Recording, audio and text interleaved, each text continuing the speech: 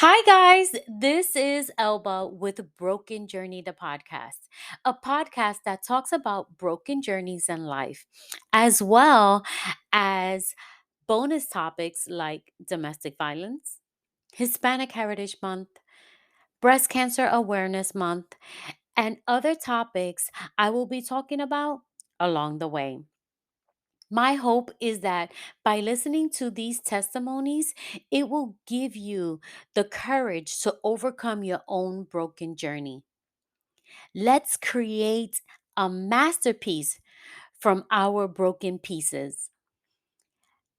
Guys, you can listen to our podcast on major platforms such as Spotify, Apple Podcasts, Google Podcasts, and we are now available on Amazon Music Podcasts and iHeartRadio.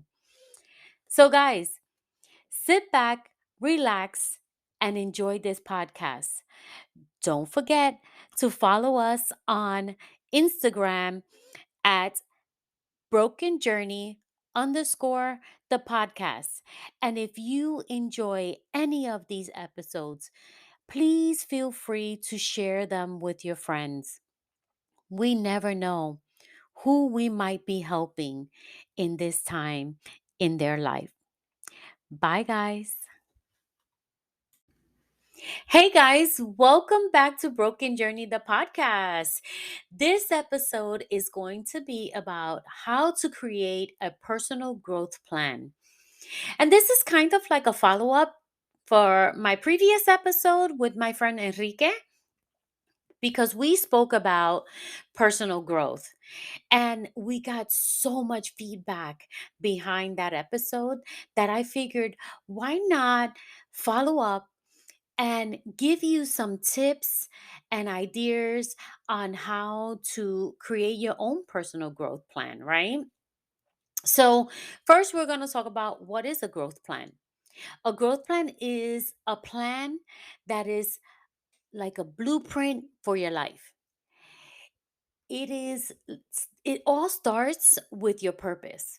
Your personal growth isn't just for like people who are feeling stuck, right? It's also for people who want to grow in other areas of their life. It doesn't necessarily have to be personal, it can be a business, it can be at work. So there are different aspects where you can use these tips that I'm going to give you. It doesn't necessarily have to be with your personal life, right? It can be in a relationship, it can be, again, work and all that other stuff. Um, but first, I want to put out a disclaimer. The information that I am sharing today is both from Tony Robbins' website and High Five Test website, and also from some of my personal journeys as well. So I just want to put that out there. I did some research and I figured, this topic was such a hit that, you know, it's always good to share for people who feel like they are not sure how to get started, right? We all come to a place where, we feel like, I know what I want to do, but I just don't know how to get there. You know, I want to go, some people want to go from point A to point Z without getting through all the other alphabets, right? And that's impossible sometimes. And sometimes people get lucky. I don't know. But for the majority of us, there are steps to be able to help you with this, right? So, to grow personally, you must be able to evolve into a different person than you were before. And remember, guys, you must be open and receptive to change in order for you to grow mentally. So, I want to give an example, and I don't want people to get offended, but I'm just trying to think of something off the top of my head. It's kind of like being a former drug addict and hanging out with the same people that you used to use drugs with, right? it doesn't make any sense because eventually you're going to want to tap back into using the drug, right? So I hope no one gets offended by this, but this was something that just popped into my head at the moment as an example, and that's what I used. So, guys, we are going to have 7 steps here. And, if you want to pause this so that you can get a pen and paper to write down all this information, you can. Um, I don't think they will be available on on Instagram, but yeah, I would definitely pause this and get a notebook and write down whatever you can, and I'll try to talk slow so that you can capture this information, right? So, step one is develop your vision.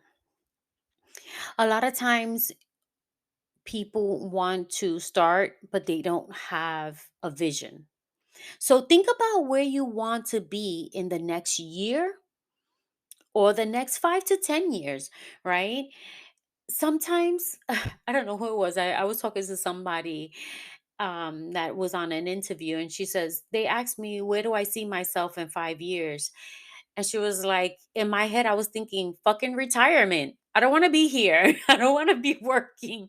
So, you know, it's funny, but some people don't like to think that far ahead. So if you only want to think about a year, then do a year, right? Don't do the 5 to 6 or 5 to 10 year plan, right? It's good to review something and maybe put a mental note that in 5 years you want to get to certain areas, but focus mainly on a year. And then once you get into the habit of doing your growth plan, you may be able to stretch that further. Instead of a year, you can do a 2 year plan, a 5 year plan, a 10 year plan for yourself, right? And it's okay if you are not sure of your vision. However, when you start writing things down, they will start to come to you. And then I also have some questions that you can ask yourself to help you figure out your vision. So, number one is, what motivates and inspires you? This is important because if you don't have anything to motivate you, then you're not going to do what you want to do, right? So, what motivates and inspires you? Number two, what kind of person do you want to be? Right? A lot of times people don't think about, what kind of person they want to be, right? They just think, oh, I'll just do whatever this, I'll do that. And they're not specific. So you want to be specific about who you want to be. Like, let's say in the next year, I want to be a supervisor in my department. Or in the next year, I am debt free. I will owe no credit cards. I will be able to do this. I will be able to do this. Blah, blah, blah, blah, blah. That's a little example, right? And then, what are your beliefs and your values in life? Those are important as well because you want that to align with your purpose, right? You want your beliefs and your values to align with your purpose because that's going to bring the best out of you. And then I think that was number three. Number four, what areas do you have that you want to improve in your life? So let's say you are tardy all the time, right? For us Latinos, a majority of us are late half the time because we don't want to be the first one at the party. Like, hello. So, what areas do you want to improve in your life? let's say, like for me, my first language is English. I want to improve Spanish. I want to improve that in my life. So that's something that, will align with my purpose, things that I want to change in my life, being able to help, the Hispanic community, and being able to speak in Spanish with the right words, because half the time I can't say some of these words. And then half the time I'm speaking Spanglish. So, trying to work on that. But anyway, those are some ideas for you to think about improving things in your life, right? What is your sense of purpose? A lot of times we don't know, or we think we don't know what our purpose is in life, right? And that's something that we want to ensure that we align with our personal growth. And a book that I'm going to recommend is The Four Agreements by Don Miguel Ruiz. So Don Miguel Ruiz. And it's a good book to help you figure some of these things out when it comes to your purpose, right? Now we're going on to step 2. Do a reality check. Review where you are now with your vision. We should evaluate ourselves so that we know where we need to improve. So, like I just said, I speak Spanish, but hell, I don't speak it perfect. And there's a lot of things that I need to improve in order for me to speak to the Spanish community, right? So, those are things on my list to do. Improve your Spanish speaking skills. And remember, when you're speaking Spanish, you're speaking Spanish. When you're speaking English, you're speaking English. You're not speaking Spanglish. So, okay. And then, what skills do you have? What is the gap between where you are now and where you want to be? So, again, I'm going back to me with the Spanish. I know I need to improve my Spanish, right? I do have some Spanish skills, but I need to improve it in order for me to say that I'm going to do an all Spanish podcast, let's say for an example. So if I'm going to do an all Spanish podcast, I need to be able to say those words that I can't say right now. So that I can do that Spanish podcast, that all Spanish podcast. So, guys, I just have to make fun of some of the things that I do. But anyway, these are some examples so that you can have and kind of help you to think about some of the things that, you can improve, and what skills that you have that you know that you need to improve, right? Some people are math skills, or some people are English versus the Spanish, right? Um, but we all have things that we already have when it comes to skills, but we want to sharpen them, right? So, again, I'm giving ideas from my own personal life and things that I want to do to help me align with my personal growth. And I'm hoping that this will help you as well and make you laugh at the same time. Okay, we're on to step 3. Set your plan. Once you clarify your vision and conduct a reality check, it's time to create the plan. And here are some techniques on creating your plan. You can start with a SMART goal technique. And this is an acronym, right? And so S is for specific. What specifically do you want to do when it comes to your vision and your goal? M is for measurable. You want to measure and track your goals so you can see your progress. Because when you don't see your progress, you start to think that you're not getting anywhere. So for me, I'm very visual. So I tend to get a whiteboard and start writing down the things that I want to accomplish, my goals, and I start checking them off as I go along. And I also do a mini vision board. So I take like an 8 by 10 paper and I write down things that I want to accomplish. I take pictures and I take them on there and I have that and I put it in a protective sheet, the plastic protective sheet, and I hang it up right in front of my bathroom in my mirror or right before I get out the shower so that I can see it every single day. And this helps me to visually see where I want to go. And this has helped me in so many areas of my life. And let me tell you something, it's truly worth it. Okay, so we have S for specific, M for measurable, A is for attainable. Make sure that you can reasonably accomplish your goal within a certain time frame, right? So let's say, you want to get out of $10,000 debt. There are some people who are able to do it in a year and some people who are not. You know where you are and how you can accomplish these goals.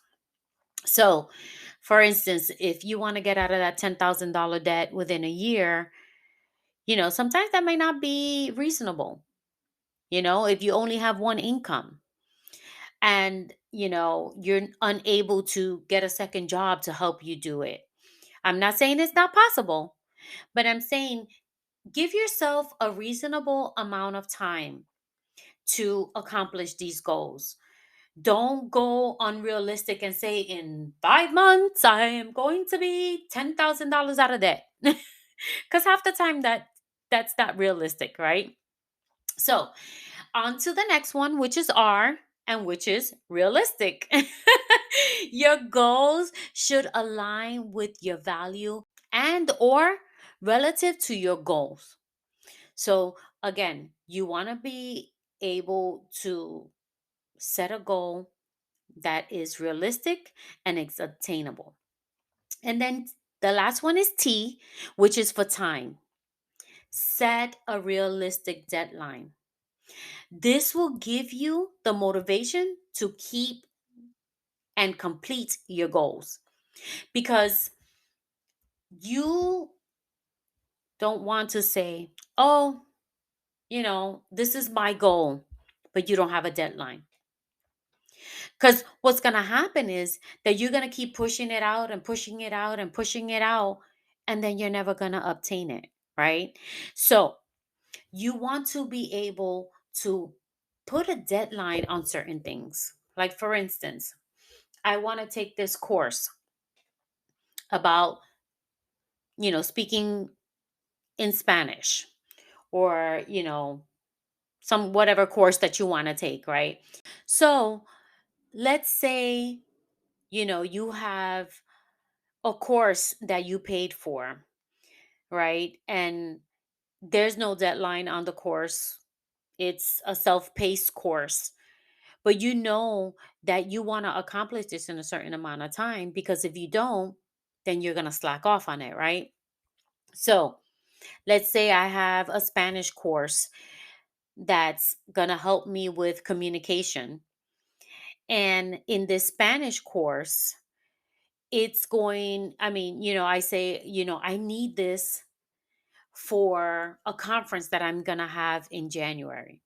So you know that in 2 months, right? Right now we're going to be in November tomorrow. So in 2 months you need to complete that course. And then in between there's the holidays. So you need to measure the time that you have available so that you can complete that course by January 1st. So you guys get what I'm trying to say here? And so another thing that will help you set your plan is by breaking down your goals. A lot of the times people write down their goals and let's say we're going to say 1 year. You want to complete a certain goal in a year. That's fine. You write down by next year, this time, I want to have done. Now, what you need to do is after you have that year, you want to break it down into months and weeks, or break it down by quarters and then months, right? So that way, you know that each month, let's say the year, quarter, and then month. So in 1 year, you're saying, I want to be able to complete a Spanish course and know how to speak Spanish fluently. I know that's not really obtainable, but I'm just saying, I'm just using this as an example, guys, okay? So in each quarter, you want to be able to, let's say the course has 10 modules, right? And because it's a self-paced course. So let's say that self-paced course, you want each quarter, you want to be able to complete three and a half of those modules, right? And then every month, you need to break down how much time you have in order for you to do these modules, right? So remember that. Break down your goals. I like to break my goals down in years, months, weeks, and days, because a lot of the times we spend so much time doing other things versus doing what's going to help us improve in life, right? So I like to be able to say, okay, in this week, I have this amount of time. And so on this day and this day, I'm going to focus on taking these courses and the modules that I need to take. So those are another example, right? And then we're going on to step 4. Find supportive habits. To move closer to your goal is by creating positive, effective habits and routines. Again, like I said, write down the hours you have available for you to study. Because if you don't, then you're just keeping yourself back, right? And this is still pertaining to the Spanish course, because I don't know what other example to use right now. So, and then create one habit at a time so that you don't overwhelm yourself. Again, break your goals down, and each month or each week, whatever you're doing, make sure that you are focusing on that one goal, right? I'm focusing on completing modules 1 and 2 for the month of October. And then for the month of November, I'm going to do 3 and 4. For the month of December, I'm going to do 5 and 6, like that. And then I'm going to recommend this book called Atomic Habits by James Clear. This thing is so good. At first, when I started listening to it through Audible, and I really got into the things that he says about, creating good habits. So I recommend this book. If you have a moment, you can also borrow it from your library. And if you have a library app, you can actually use that to get your audibles. And then once you put these new habits into play, they will become second nature to you.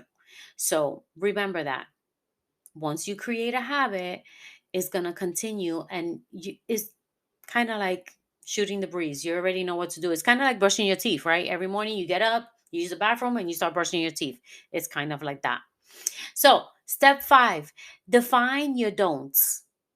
That's right, you heard that. Define your don'ts. Beware of distractions, social media, Netflix, games. Those can rob you of your productivity. And let me tell you something. I'm not against sitting down watching a movie. I'm not against social media because sometimes I could get addicted to it. But know that time yourself. Time yourself on your phone when it comes to social media and when it comes to, watching movies and games and stuff like that. We all have, we all should rather have some downtime, right? Um, because we all need a break. But be conscious of the time that you are spending on these habits of social media, Netflix, and blah, blah, blah. And these things, we call them non productive activities for a reason, because you're wasting a lot of time just sitting there. And then create a not to do list. Um, I heard this on a training a few months ago, and it makes so much sense. So, here are some things that you're probably going to be like, yes, I can put that on my not to do list. Laundry, washing your car, cutting the lawn, house cleaning, administrative work, l- like filing, if you have a business, filing, or, just things that maybe you can hire somebody if you can afford it, right? If you can afford to hire somebody to do these things, not only are you freeing up time to do what you really want to do, but you are also helping some small business and their families, right? Put food on the table. Like someone who cleans houses for a living. You don't know what their past experiences was, or maybe they got left go from their corporate America job and they said, well, you know what? I'm going to start doing, you know, some house cleaning in order for me to get money to put food on the table. So that is the not to do list. And I'm all for it. Okay. So we're on to step 6, create actions and rewards. Keep a system of prompts and rewards to keep you motivated throughout your journey, right? So, write phrases that you can see in your workspace that will help you to keep you motivated. Kind of like, you got this. Don't give up on your dreams. Stop putting your dreams on hold. You know, I know I can get this done. There's nothing that is going to stop me. Things like that, right? I actually have stop putting your dreams on hold on my whiteboard, because I keep putting my dreams on hold to work in corporate America. So this is motivating for me right now, right? Every morning, I just started. I put that. I think I put it last week, and I look at it every morning to remind me that to keep moving and keep going forward. Okay, rewards. Reward yourself when you have completed a monthly or quarterly goal. Even if it's a special little latte that you like to drink that you don't often purchase, right? An outfit that you've been eyeballing. Or, a special lunch date with a friend. Let's say you've been so busy that you haven't seen one of your friends in a long time. You say, hey, girl, let's go out for, a lunch date or whatever. And, have time with your friends, right? Because that's important. So now we're on to step 7, which is the final step. Review your personal growth plan. In order to know whether or not your plan is working, you need to measure it. Measuring your progress helps to keep you accountable, and it helps to identify flaws in your plan, right? Because maybe there's something that's not working and you not paying attention because you're still trying to focus going day by day. When you look back, that's when you'll know what's working and what's not working. So, if you see that certain areas in your plan are not working, be open to going back to your plan and making any necessary changes or adjustments that you need to make. Keep in mind that your growth plan is a continuous lifelong process. We tend to think that, oh, once I'm done, that's it. No, you have changes in your life. There's going to be different stages in your life, and in those different stages, things will eventually have to shift, right? So again, your personal growth is a continuous lifelong progress. And this doesn't mean that certain things in your life is not right anymore. It just means that you want to continue to grow. And when you're continuing to grow, things are going to be keep changing. And so let's I'm going to give you an example. When you don't have kids, you can just pick up and leave for an event at any time. Somebody calls you last minute and say, "Mira, nena, let's go hang out, let's go have drinks." And you say, "Okay, cuando, when, where, how?" And you decide, "Okay, I'm ready to go," right? And you could just pick up and leave, right? But when you have children, you can't do that. If your friend calls you and tells you at the last minute, "Hey girl, we're going out for drinks. You want to come and meet us?"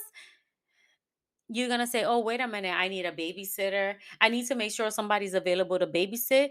Do I have enough money to pay that babysitter?" You understand? So, those are kind of the examples when it comes to, the shifting in your life. So, you always need to think about those things. And then finally, here are some questions you can ask yourself when reviewing your personal growth plan, right? Number one is, what is working well in your current plan? Number two, how far away am I from my long term goals? Number three, what should I focus on next week or next month? And number four, what did I learn from accomplishing these goals that I set? So, guys, these are the 7 steps.